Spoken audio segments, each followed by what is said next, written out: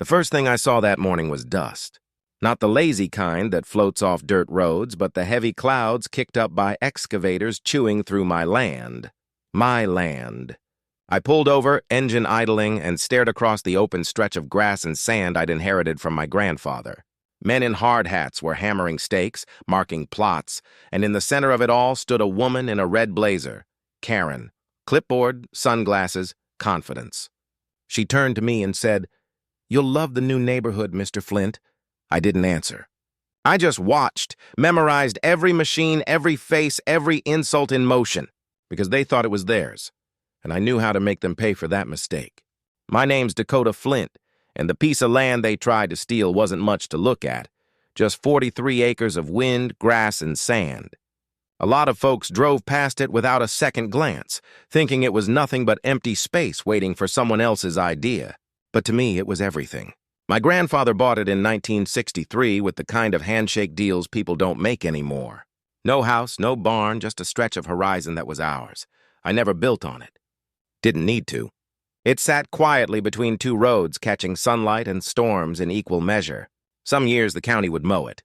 Other years I'd take the tractor out just to keep it clean. It was my buffer from the noise of the modern world. Then one morning the noise came anyway. Engines, big ones. The kind that sound like the earth's being chewed up. I drove toward the sound, thinking it might be the county running maintenance. But what I found stopped me cold: excavators, cement trucks, surveyor flags, and a big metal sign planted in the sand.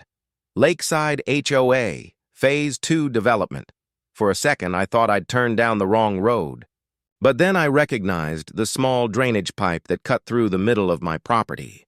This was definitely my land. I parked beside a bulldozer and waved at the nearest worker. "Hey, who told you to start digging here?" He barely looked at me. "HOA project, sir. Got the green light weeks ago." "From who?" He shrugged. "Talk to the boss, Karen." I turned and saw her. A woman in her 40s, blonde curls bouncing in the sunlight, clipboard clutched like a weapon. She looked like someone who sold dream homes, not destroyed real ones. "You must be the landowner," she said with a smile that didn't reach her eyes. "I am," I said. "So what's all this?" She pointed to the half-built foundations. "Community expansion. Affordable housing project. You're lucky, Mr. Flint. Property value's about to skyrocket." "You're building on my land," I said flatly. Karen tilted her head. "Actually, this area was listed as county-owned. Maybe check your paperwork." I felt my pulse jump. "I know my land, and I have the deed to prove it." "Well," she said, glancing at her watch, "you're welcome to take it up with the HOA board, but we're on a tight schedule." And just like that, she walked off. I stood there, watching the excavators chew deeper into the ground. I could have called the sheriff. I could have stopped them that minute, but I didn't. Because in her arrogance, Karen had just handed me the perfect opportunity to teach them a lesson no fine or lawsuit could match. That evening, I unlocked the old metal box in my closet. Inside was a yellow deed, notarized and signed. Parcel 9A, Flint Family Holdings. Every coordinate, every boundary line, every legal seal. They thought I was powerless. They thought land without a house was land without an owner. I looked out the window toward the horizon, where their floodlights already glowed in the distance, and whispered, "Go ahead. Build." By the second week, my land didn't look like land anymore. It looked like a battlefield of ambition: rebar, concrete slabs, and lumber stacked in neat little rows.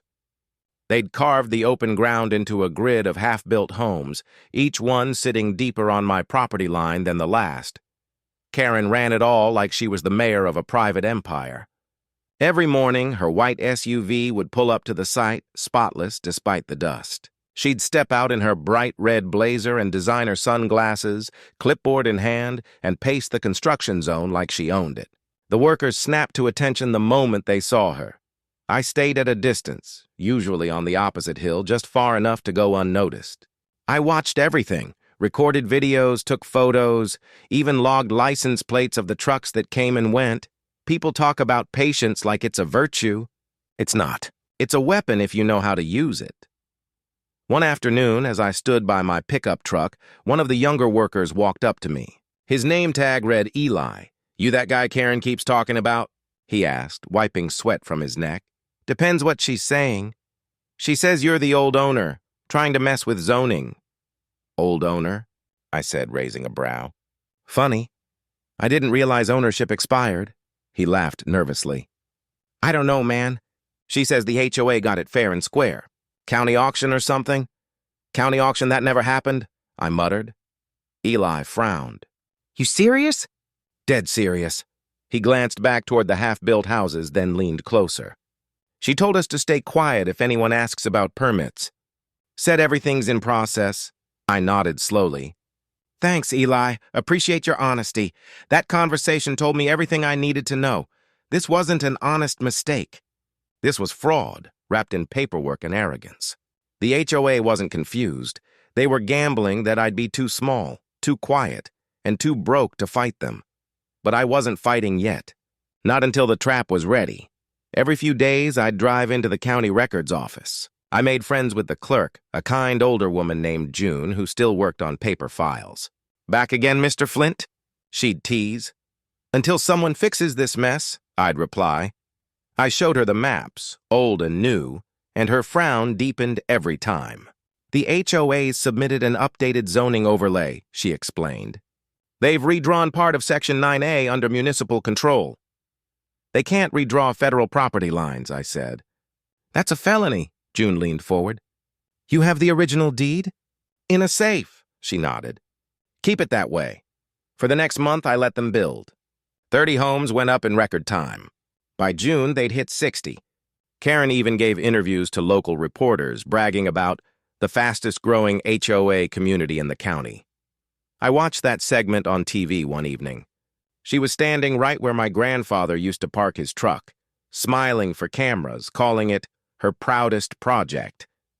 I took a sip of coffee and smiled too. Because now it was more than just a mistake. It was documented fraud, broadcast to the world. When they finished their 96th home, I'd be ready, not with anger, not with violence, but with the kind of silence that comes before thunder. By midsummer, the sun had baked the ground into pale dust, and the new homes shimmered in the heat like a mirage. 96 houses, identical boxes with beige paint and cheap stone fronts, lined up in crooked rows. They looked proud from afar, but up close you could see the cracks forming already, warped frames, uneven foundations, shortcuts everywhere. The kind of rot that starts in silence. Karen strutted through the site that morning, barking orders into her phone. She wasn't just managing now, she was performing. Every movement screamed authority. Her words carried over the hum of power tools. "Tell the inspector to file the report today. I don't care if the permits are pending. Stamp it provisional." The workers glanced at her, then at each other, uncertain. I could almost feel their unease from across the street. They weren't building homes anymore, they were building a lie. I parked my truck behind a line of portable toilets, unseen. I had my drone in the back seat, a cheap, quiet one, good enough to record what I needed. When I launched it, the camera caught everything. Karen's meetings, her arguments, the illegal waste dumping near the stream bed, even the hidden pipes rerouted without permits. I saved every clip, every timestamp, every face. It wasn't about revenge anymore. It was about proof. That evening, I sat on my porch sorting footage frame by frame. My laptop screen glowed in the dark like a lantern. The drone footage showed Karen shaking hands with a man in a navy blazer, probably a county official. I zoomed in. His name badge flashed for half a second. D. Cartwright, Deputy Zoning Commissioner. I leaned back and laughed under my breath. "So, that's how you're pulling it off. They weren't just trespassing. They had inside help. Someone altering zoning maps, signing off false inspections, and making it all look legal on paper. The next morning, I printed everything, screenshots, timestamps, satellite overlays. I slid the whole stack into a manila folder labeled Exhibit A. Then I drove straight to the county courthouse, but the clerk at the front desk frowned when she saw the papers. "You're accusing the HOA of land fraud?" "Not accusing," I said, tapping the deed copy. "I'm showing you." She hesitated, then whispered, "Mr. Flint, you might want to be careful. People have lost jobs over smaller claims, That told me all I needed to know. Fear had already spread, so I left without filing because fear was contagious, but silence was ammunition. I wasn't ready to show my hand yet. A few days later, a letter appeared in my mailbox. Show letterhead gold seal. Inside was a notice of trespass, accusing me of entering their development property. Signed personally by Karen. I laughed so hard I nearly dropped it. They had no idea they were standing on my soil, building their dream community on stolen earth, and now they were warning me to stay off it. That night, as the moon rose over the hills, I walked to the far edge of the site. I could see the streetlights flickering over rows of new driveways. A couple of families had already moved in, thinking they were homeowners. They didn't know they'd been sold false promises. That's when it hit me. This wasn't just my fight anymore. Karen's HOA wasn't stealing land. They were stealing lives. People's savings, futures, and trust. And when the time came, I'd make sure every one of them, from the builders to the board members, faced the truth under oath. But first, I needed to tighten the noose, because the storm was coming, and I was the one calling the thunder. By August, the site looked like a finished dream, a gleaming suburban mirage sitting on someone else's dirt. Paved streets shimmered in the heat, mailboxes lined up like soldiers, and families were already hosting barbecues on lawns barely grown from sod. Karen called it Lakeside Meadows, even though the nearest lake was 5 miles away.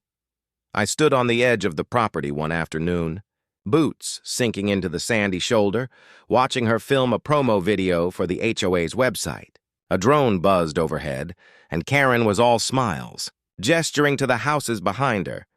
"This is the future of our community," she said into the camera, "where responsibility and progress meet quality living." I almost laughed out loud. Responsibility? Progress?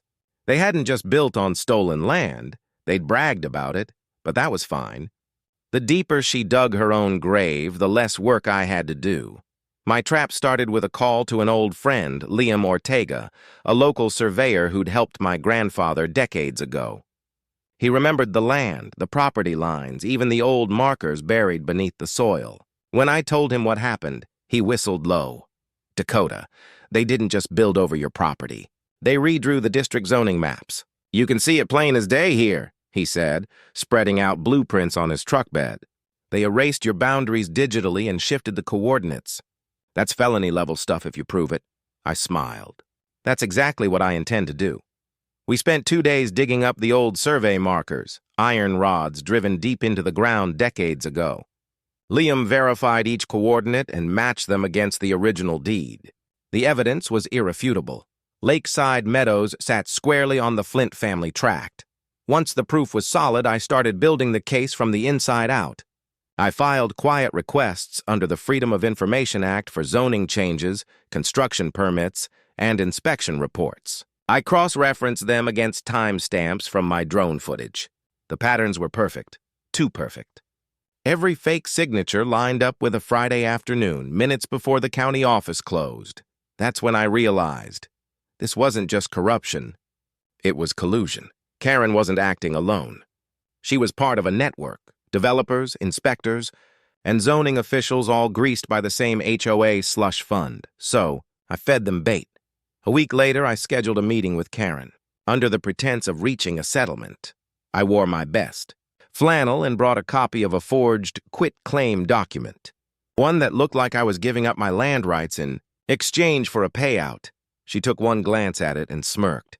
"You're finally coming to your senses, Mr. Flint. I told you this would all work out once you stopped fighting progress." I said nothing.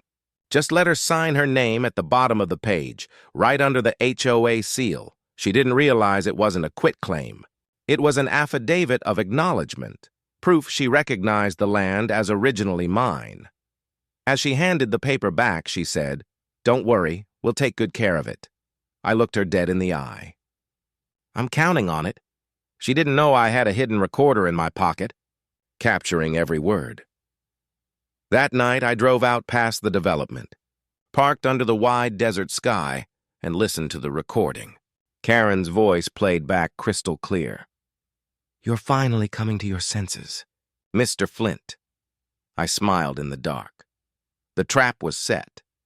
All I had to do now was wait for her to step into it, because in a few weeks, when she'd stand in that courtroom all smug and certain, I'd be the one holding the deed, and every piece of evidence to bury her entire empire in front of a judge.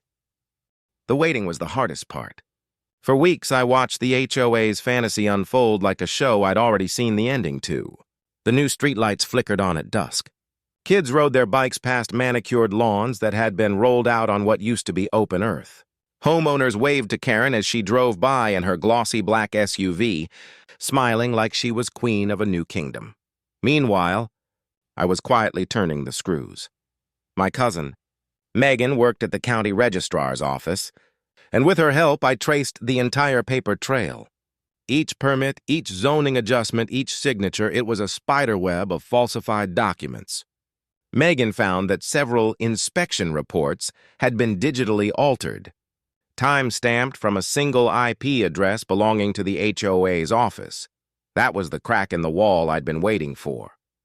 By the end of September, I had a binder full of evidence, photographs, maps, recorded calls, and copies of deeds. I even printed a few stills from Karen's promotional video showing the construction site still bearing my old survey markers in the background. The irony was delicious. She'd filmed her own confession, but one thing was still missing, something that would turn suspicion into a guaranteed conviction. I needed financial proof. So I went to an old buddy of mine, Marcus, a quiet tech specialist who'd once worked for the city's IT department. He owed me a favor. Within a few days, Marcus handed me a thumb drive full of recovered emails, messages between Karen, a zoning inspector named Lowry, and a real estate developer, all discussing accelerating approval timelines and avoiding delays from old property deeds. One line sealed their fate. Dakota Flint's name doesn't appear on the revised map, so technically the land is fair game. Push through approvals before he catches on. They knew all along. Marcus looked at me across his laptop screen and asked, "You sure you're ready for what happens next?" "You're about to drop a bomb on some powerful people," I smirked. "They built their empire on my land. It's time it came crashing down." A few days later, I filed a lawsuit, Flint versus Lakeside HOA, claiming illegal occupation, fraud, and property theft. The case made local news overnight. Reporters swarmed the development, cameras flashing as homeowners started asking questions Karen couldn't answer. Her facade began to crack. At one press conference, she stood behind a podium flanked by board members, insisting that everything was legal. "This is a misunderstanding," she said, smiling too wide for comfort. "Mr. Flint sold his rights years ago, but when a journalist asked her to show proof of that sale, her smile froze. She mumbled something about ongoing documentation and quickly ended the conference. Behind the scenes, panic spread like wildfire. Emails leaked. The county suspended 2 zoning officials, and the developer stopped answering Karen's calls. Even the homeowners started to realize they might have built their dream houses on stolen ground. I kept quiet through it all. Let them sweat. Let them guess how much I really had. Then, one morning, Karen showed up at my place. She pulled up in her SUV, stepped out in a sharp gray suit, and walked straight to my porch without waiting for an invitation. "Dakota," she said, voice tight, "we can still fix this." "You want money? Fine, we'll pay. You want recognition? We'll give you credit on the plaque. Just drop the lawsuit." I leaned against the railing, arms crossed. "You built 96 homes on land you didn't own, Karen? You think that plaque's gonna make it right?" Her jaw clenched. "You'll destroy a whole community over a patch of dirt?" I looked her dead in the eye. "You destroyed it the moment you thought you could take what wasn't yours." She turned sharply, muttering something under her breath, and drove off, kicking up the same kind of dust she'd started months ago, and as her tail lights disappeared down the road, I whispered to myself, "See you in court." The courthouse was packed the morning of the hearing. Reporters lined the hallway, cameras flashing as I walked in with my lawyer, Janet Ruiz, a sharp-minded woman who'd spent her career dismantling corporate fraud. Across the aisle, Karen sat surrounded by her attorneys, 3 of them, each flipping through binders as thick as phone books. She looked composed, but her eyes betrayed her, the kind of calm that cracks when the lights hit too hard. The judge, a stern man named Henderson, called the room to order. "We're here to determine ownership and the legality of construction on the contested land known as Lakeside Meadows." His gaze shifted from me to Karen. "Both sides will have full opportunity to present evidence." Karen's lawyers went first. They threw up maps, contracts, and notarized statements, each one claiming I'd sold the land years ago. They showed satellite images, claimed zoning variances, and even produced a digital deed transfer. Janet let them talk. Let them paint their story. When it was our turn, she stood tall and quiet for a moment, letting the silence stretch until even the reporters stopped scribbling. Then she said, "Your Honor, every single document they've presented is based on a falsified coordinate map. I have the original government records, survey markers, and county registry data to prove it." She walked to the display board, clicked a button, and the first image appeared, a high-resolution aerial shot of my property from 5 years ago before construction. Then another. The same area last month, now filled with homes. "Notice the iron markers here," Janet said, circling them with a laser pointer. "These were placed by Mr. Flint's grandfather in 1962. They were verified again by county surveyor Liam Ortega just 6 weeks ago. The HOA's new coordinates moved these boundaries by precisely 0.47 miles, a deliberate act." Karen shifted uncomfortably, whispering to her attorney. Janet kept going, voice steady. "Next, we have digital correspondence between Ms. Karen and County Inspector Lowry." She pulled up an email. "Here's where they discuss altering the property registry before Flint catches wind." Karen's face turned pale. Then came the recording. Janet played it on the speakers, the one I'd made months ago. Karen's voice filled the courtroom. "You're finally coming to your senses. Mr. Flint, I told you this would all work out once you stopped fighting progress." When it ended, the silence was deafening. Judge Henderson leaned forward. "Miss Karen, is that your voice?" Karen swallowed hard. It sounds like me, but that's clearly edited." Janet smiled faintly. "Your Honor, for verification, the recording has been authenticated by the state. Forensic Audio Lab." That was the moment Karen's lawyers began flipping through papers like drowning men looking for a life vest. Then came the final blow. Janet reached into her briefcase and pulled out a single document, carefully sealed in a protective sleeve. "This, Your Honor, is the original deed to the land, signed, recorded, and stamped by the county registrar 57 years ago. Ownership has remained continuously under the Flint family." She set it on the judge's desk with a soft thud. Karen's mouth fell open. One of her attorneys rubbed his forehead, already defeated. Judge Henderson spent several long seconds studying the document, flipping through pages, then looked up. "Miss Karen, the evidence presented here leaves no ambiguity. This land, and everything built upon it, belongs to Mr. Flint." A wave of murmurs rippled through the courtroom. Reporters scrambled to write headlines before the sentence was even finished. Karen stood abruptly. "You can't do this!" "We've invested millions. These people live there. You can't just take it away from them." Judge Henderson's voice was calm but firm. "You took it first. Ms. Karen, you and your board committed fraud, falsified records, and violated multiple state codes. Mr. Flint isn't taking anything. He's reclaiming what was already his. And just like that, it was over." The gavel came down once, echoing like a thunderclap. Karen slumped back into her chair, mascara streaking down her cheeks, as photographers snapped the moment that would define her downfall. I didn't smile. I just stood there, breathing deep, feeling the weight of years finally lift from my chest. Justice, slow but certain. As we walked out of the courthouse, Janet turned to me. "You realize you own an entire neighborhood now, right?" I chuckled, shaking my head. "Guess I'll have to start charging HOA fees." She laughed softly, and for the first time in months, the sun outside didn't feel like an enemy. It felt like it was shining exactly where it was supposed to. The headlines spread faster than the dust storms that used to roll across my land. "HOA fraud exposed in land scandal. Local man wins back stolen property. Lakeside Meadows built on illegal foundation." Everywhere I went, people wanted to shake my hand, ask how it felt to beat the system. Truth was, it didn't feel like a victory. Not yet. Because the week after the court ruling, I drove through what used to be the heart of Karen's dream development. The shiny new neighborhood looked hollow now. Half the homeowners had packed up and left. The others stood on their porches, watching me roll by, unsure if they should wave or glare. I didn't blame them. They were victims, too. I parked by one of the cul-de-sacs, where the pavement still shimmered faintly from last night's rain. The Welcome to Lakeside Meadows sign lay in a heap beside a dumpster, its paint peeling under the morning sun. The place was quiet.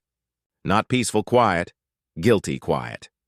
A few days later, the county sent officials to assess next steps. They confirmed what everyone already knew. Every square foot of the development was on my deed. Legally, every foundation, every pipe, every home was mine now. That was a strange kind of power, a heavy one. Janet called to say I could start filing eviction notices, reclaiming full control of the property. But I didn't rush it. I sat on my porch that evening, thinking about my grandfather, the man who'd bought that land with his bare hands, who'd said, "The dirt remembers who respects it." I wanted to respect it again. So instead of evictions, I called a community meeting. We gathered in what used to be the HOA's clubhouse, the same one where Karen once hosted her fancy luncheons and paraded her authority. The air was thick with unease as I stood in front of about 40 homeowners, some angry, some scared, most just tired. "Before I start," I said, "I want to make something clear. None of you are my enemies." Whispers rippled through the crowd. "You were lied to," I continued. "You trusted people who sold you something that wasn't theirs to sell. I could take every house here tomorrow, and by law, I'd be right. But that's not what I'm going to do." Someone in the back called out, "Then what are you going to do?" I smiled faintly. "I'm going to make this right. We're tearing down the HOA." A murmur of disbelief spread across the room. "You heard me?" I said. "No more fake boards. No more inflated fees or fines for the color of your mailbox. You'll live here under your own names, your own choices. We'll restructure this as a cooperative, owned by the people who live on it. You'll sign fair leases directly with me at cost. No tricks, no Karen." For a long moment, no one spoke. Then an older man near the front stood up and clapped. Slowly, others joined. Within seconds, the room erupted in applause. Some cried, some hugged. It was the first honest sound that Clubhouse had ever heard. As I walked out that night, I saw the first stars breaking through the dusk. The land looked alive again, stripped of pretension, waiting to heal. Karen, on the other hand, wasn't so lucky. She tried to appeal the verdict, but her partners abandoned her one by one. The county launched an internal investigation, and last I heard, she'd sold her SUV to pay legal fees. Her name vanished from the HOA registry completely, a ghost of her own arrogance. A month later, I stood where it all began. The same sandy stretch where those excavators first tore into my soil. The machines were gone, the noise silenced, replaced by the sound of the wind moving across open space. I knelt down, ran my hand through the dirt, and whispered, "We're home again." That's when a local reporter approached, mic in hand, asking, "Mr. Flint, do you have any comment on how it feels to have defeated the HOA?" I looked out across the land, the homes, the fences, the empty lots still waiting for something new, and said, "I didn't defeat anyone. I just reminded them who this land belongs to." She smiled, scribbling the quote. "What's next for you?" I thought for a moment, then said, "Maybe build something honest this time. Something that lasts. Because justice isn't about winning in court. It's about restoring balance where people thought they could buy it. And as I walked back to my truck, the sun broke free from a thin band of clouds, washing the land in gold. The same dirt they stole. The same ground they paved over, now finally mine again. If this story hit home, don't forget to like, share, comment, and subscribe. The HOA thought they could take everything, but patience turned the tables. Sometimes the quietest man ends up with the loudest victory.